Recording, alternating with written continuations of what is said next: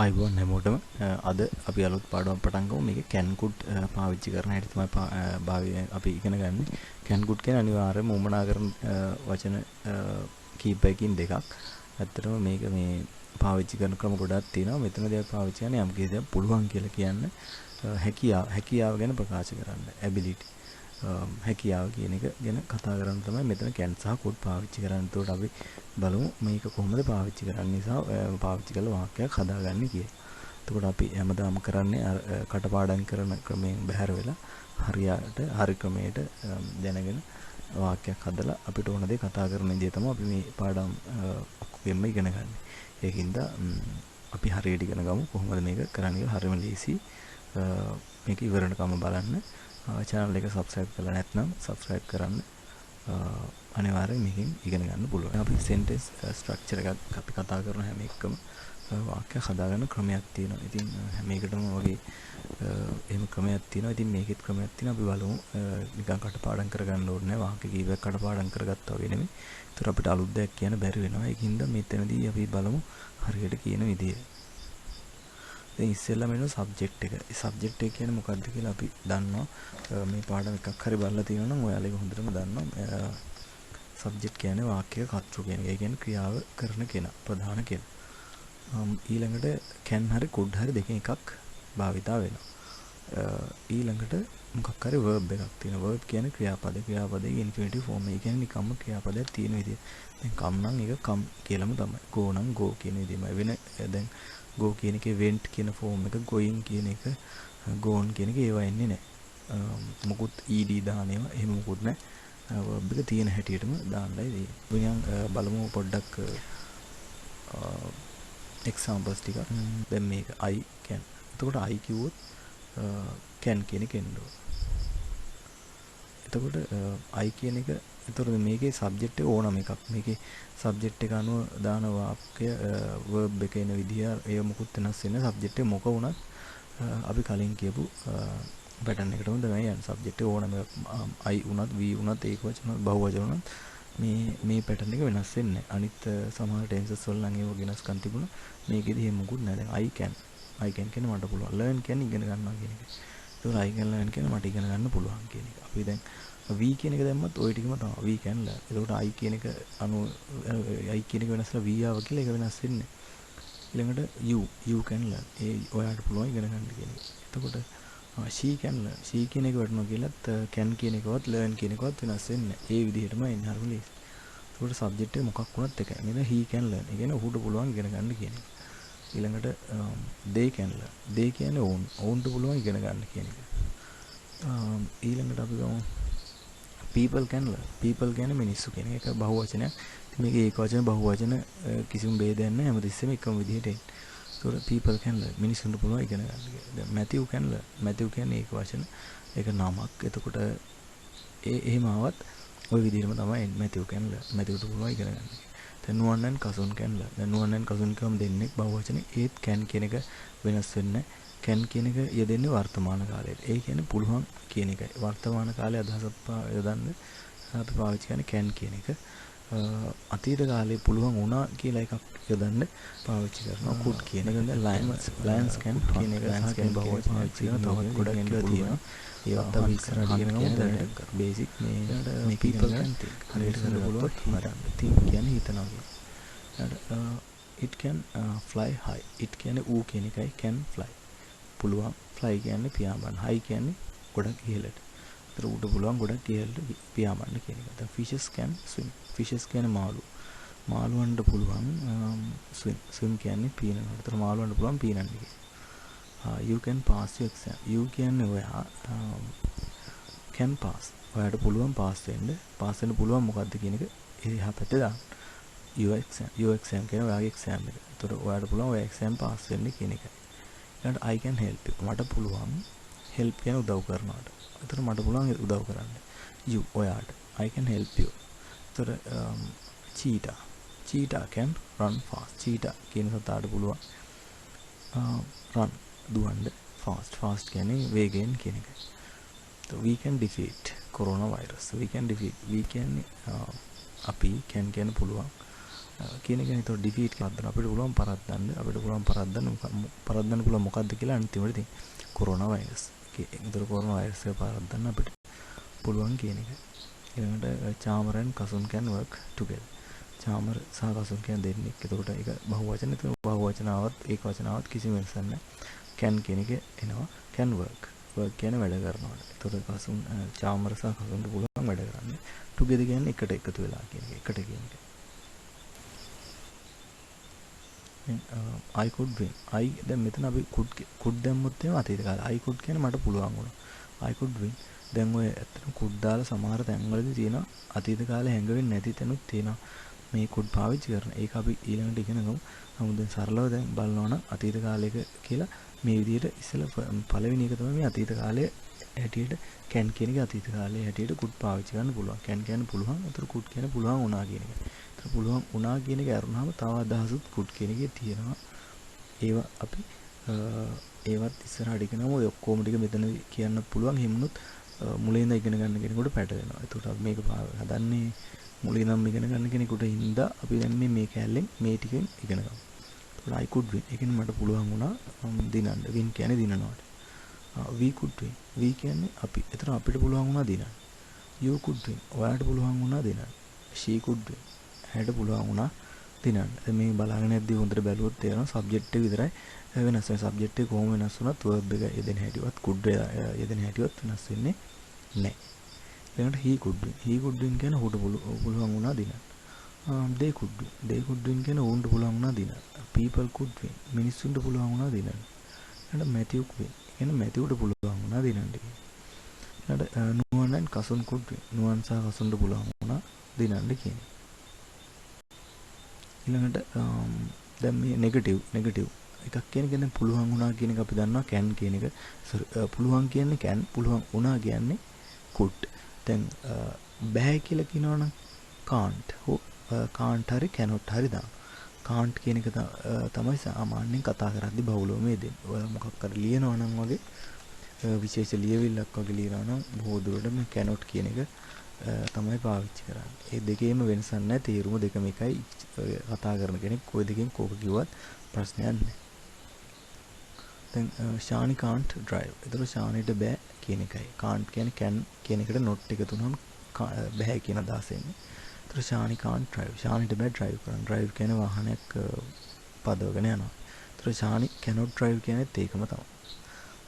I can't help you. ඒ කියන්නේ මට බෑ ඔයාට උදව් කරන්න. මට බෑ ඔයාට උදව් කරන්න. ඔයාට උදව් කරන්න කියලා අපි සිංහලෙන් කිව්වට you කියන එක මුලට දාන්නේ නැහැ. අපි මුල් පැටර්න් එක අපි කියලා දුන්නානේ. verb එක එන්නේ can't කියන එකට පස්සේ එන්නේ verb එක. ඊට පස්සේ තමයි ඒකෙන් අදහස් ඒ ක්‍රියාවට යටත් වෙන දේවල් එන්නේ. එතකොට I can't help you කියන්නේ මට බෑ ඔයාට උදව් කරන්න. I cannot help you කියන්නේත් ඒකම තමයි. ostriches can't fly. ostriches කියලා කියන්නේ පැසබරුන්ට. ඒතර පැසබරුන්ට බෑ පියාඹන්න කියන එක. he can't understand me. he කියන්නේ ඔහු. can't කියන්නේ බෑ. ඔහුට බෑ තේරුම් ගන්න. understand කියන්නේ තේරුම් ගන්නවට. me කියන්නේ මාව. he can't understand me. ඔහුට බෑ මාව තේරුම් ගන්න. and she can't solve her problem. she කියන්නේ ඇය. she can't කියන්නේ ඇයට බෑ. solve කියන්නේ විසඳනවට. ඒතර ඇයට බෑ විසඳන්න ඇගේ ප්‍රශ්නේ. ඇයට ඇගේ ප්‍රශ්නේ විසඳ ගන්න බෑ කියන එක තමයි සරල සිංහලෙන් කිව්වොත් තේරුම. නමුත් අපි සිංහලෙන් වචන යෙදෙන පිළිවෙලට ඉංග්‍රීසි වචන යොදන්න බෑ. ඒ වාක්‍යයක් යෙදෙන ක්‍රමයක් තියෙනවා, පැටර්න් එකක් තියෙනවා, පැටර්න් එකට යන්න වෙනවා. ඉතින් එතකොට අපි සබ්ජෙක්ට් එක, verb එක, ඊට පස්සේ තමයි ඔබ්ජෙක්ට් එක එන්නේ හැම එකකම.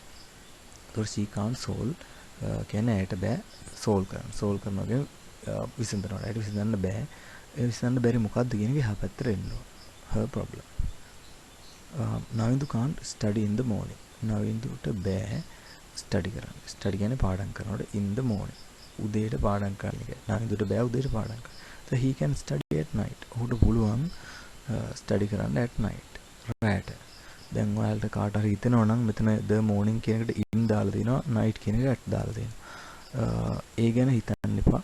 ඒක මේ විදිහට පොඩ්ඩක් මතක තියාගන්න. night කියන එක දැම්මොත් at කියන එක තමයි එන්නේ. day කියන එක morning කියන දව in the morning, in the evening, in the afternoon ඔය වගේ තමයි එන්නේ. නමුත් night කියන එකට at කියන එකයි එන්නේ.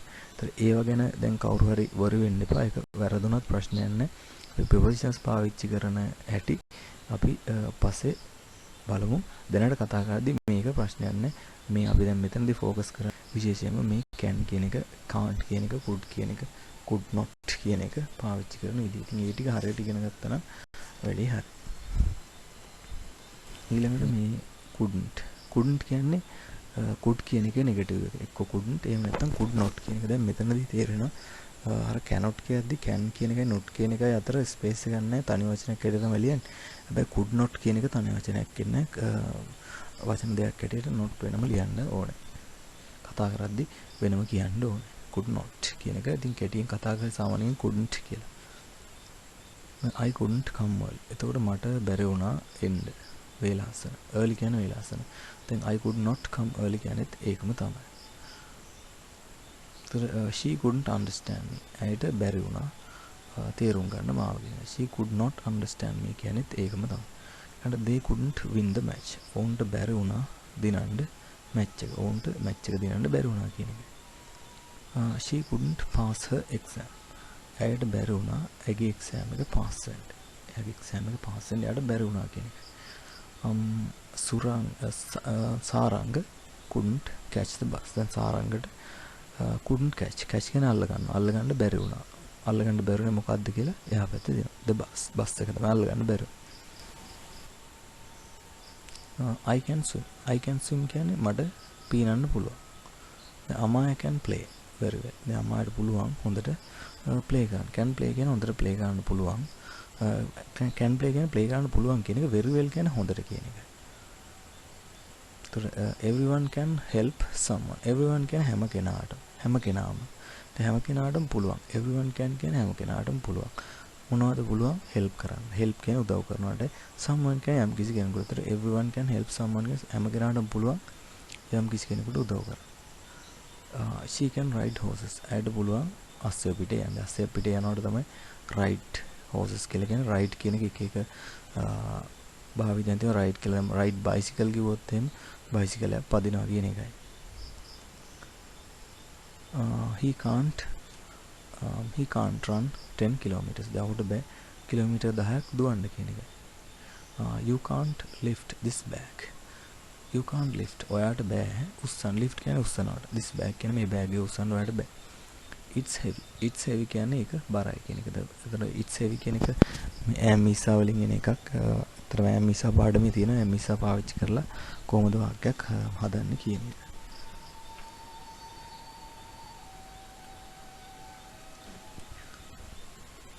ඊළඟට බලන්න I am very busy. මම ගොඩක් කාර්යබහුලයි කියන එක. I can't stop working. මට බෑ නතර කරන්න. I can't stop මොනවද නතර කරන්න බැරි working. වැඩ කිරීම නතර කරන්න බෑ. my father can't come home early. my father කියන්නේ මගේ තාත්තා. can't come කියන්නේ එන්න බෑ. තාත්තට එන්න බෑ. home කියන්නේ ගෙදරට early කියන එකයි. වේලාසන ගෙදර එන්න මගේ තාත්තා බෑ කියන එක තමයි මේකේ තියෙන්නේ. some people can't work together. some people කියන්නේ සමහර මිනිස්සුන්ට can't work වැඩ කරන්න බෑ together. එකට එකතු වෙලා වැඩ කරන්න බෑ කියන එක. then I couldn't come to the party. ඒක මට බැරි වුණා එන්න to the party. party එකට එන්න මට බැරි වුණා කියන එක. we couldn't get a holiday. we couldn't get කියන අපිට බැරි වුණා ගන්න ලබා ගන්න මොකද්ද holiday නිවාඩුවක් ලබා ගන්න අපිට බැරි වුණා කියන එකයි. Mr. Pereira couldn't recover. Mr. Pereira recover කියලා කියන්නේ යම්කිසි recover කියන එකේ තේරුම් ගොඩක් තියෙනවා. එකක් තමයි ලෙඩක් වගේ දෙයක් හොඳ වෙනවට. recover කියලා කියනවා යම්කිසි දෙයකින් හොඳ වෙනවට, ලෙඩක් සුව වෙනවට. recover කියලා කියනවා ණයක් වගේ දෙයක් අපෝ ගෙවලා දානවටත් recover කියලා කියනවා. නැති වෙච්ච යම්කිසි දෙයක් ලබා ගන්නවටත් recover කියලා කියනවා. දැන් මෙතන recover කියලා කියන්නේ ලෙඩක් සුව වෙනවට. Mr. Pereira couldn't recover. Mr. Pereira හොඳ වෙන්න බැරි වුණා. He died yesterday. died කියන්නේ මැරුණා. ඔහු මැරුණා ඊයේ කියන එක. This government couldn't control the situation. The government කියලා කියන්නේ ආණ්ඩුව. රජයට බැරි වුණා. control the situation. situation කියන්නේ තත්ත්වය පාලනය කරගන්නවට තමයි control කියලා කියන්නේ. ඒතර control කරගන්න බැරි වුණා කියන එකයි කියන්නේ. තත්ත්වය පාලනය කරගන්න බැරි වුණා. She couldn't believe my story. She couldn't කියන්නේ ඇයට බැරි වුණා. believe කියන්නේ විශ්වාස කරනවට. ඇයට විශ්වාස කරගන්න බැරි වුණා. my story කියන්නේ කතාව. my story කියන්නේ මගේ කතාව. We couldn't walk in the evening. අපිට බැරි වුණා walk කියන්නේ ඇවිදිනවා. අපිට ඇවිදින්න බැරි වුණා in the evening. හවස අපිට ඇවිදින්න බැරි වුණා. it rained කියලා කියන්නේ වැස්සා කියන එකයි. ඊළඟට they wanted to meet. they wanted කියන උන්ට ඕන වුණා. මොනවද ඕනේ? to meet හමු වෙන්න. දැන් මෙතන නම් තියෙන්නේ අතීත කාල සරල වාක්‍යයක්. ඒතර අතීත කාල වාක්‍යයක් හදන හැටි කලින් lessons වල දාලා තිනවා. simple past simple tense එකේ ඒක බැලුවොත් ඔයාලට ඉගෙන ගන්න පුළුවන් කොහොමද මේ අතීත කාල වාක්‍යයක් හදාගන්නේ කියලා. ඊළඟට but they couldn't නමුත් උන්ට බැරි වුණා. මේ විදිහට අපිට යම්කිසි බැරි වුණේ මොකද්ද, පුළුවන් වුණේ මොකද්ද, පුළුවන් මොකද්ද, බැරි මොකද්ද කියලා ඒ තියෙන අවස්ථාවනු තේරුම් ගන්න පුළුවන් නම් දැන් මෙතන meet කියන එක දාලා නැහැ. නමුත් මෙතන but they couldn't කියලා තේරෙනවා. ඒතර they couldn't meet කියන එක තමයි. එතනදී යාළ තේරුම් ගන්න පුළුවන් මේ meet කියන එක තමයි බැරි වුණේ කියලා. එතකොට මේ වගේ අවස්ථාවකදී අපි කියන දේ පැහැදිලිව තේරෙනවා නම් අපි හැමෝම කතා කරන්නේ මොන ක්‍රියාව ගැනද කියලා දන්නවනේ. නිකම්ම I can't කියලා I couldn't කියලා මේ විදිහට එහා පැත්තට verb එක දාන්න නැතුව ඉන්නත් පුළුවන්. ඒ තියෙන අවස්ථාවේ ඒ verb එක මොකද්ද කියලා අනිත් අය දන්නවනම් කතා කරන අය දන්නවනම්. දැන් මෙතන they wanted to meet කියලා දිනවනේ. එහෙනම් මේ meet කියන එක ගැන තමයි කතා කරන්නේ. but they couldn't meet කියන එක තමයි මෙතන තියෙන්නේ. මම couldn't කියන එක කියලා නතර කරන්න පුළුවන්. දැන් ඔක දන්නවනේ meet කියන එක තමයි මේ කියන්න හදන්නේ කියලා. ඊළඟට we couldn't celebrate Sinhala and Tamil New Year. we couldn't කියන්නේ අපිට බැරි වුණා celebrate කරන්න. celebrate කියලා කියන්නේ සමරනවාට. අපිට සමරන්න බැරි වුණා Sinhala and Tamil New Year. Sinhala සහ දෙමළ අලුත් අවුරුද්ද this time කියලා කියන්නේ time කියලා කියන්නේ වෙලාවටත් කියනවා වාරයටත් කියතර මේ පාර මේ වාරේ මේ පාර ඒ කියන්නේ ඇත්තටම මේ අවුරුද්ද කියන එකයි. අවුරුද්ද සැරයන්නේ මේක එන්නේ. ඉතින් මේ පාර අපිට අවුරුද්ද සමරන්න බැරි වුණා කියන එක තමයි මේකේ අදහස. he couldn't do his job. he couldn't ඔහුට බැරි වුණා කරන්න ඔහුගේ job එක කරන්න ඔහුට බැරි වුණා. then he resigned. then කියලා කියන්නේ ඊට පස්සේ he resign කියලා කියන්නේ අස් වුණා. අස් වෙනවට ඉල්ලා අස් වෙනවට resign කියලා කියනවා. resignation කියලා කියන්නේ ඉල්ලා අස් වීමේ ලිපි.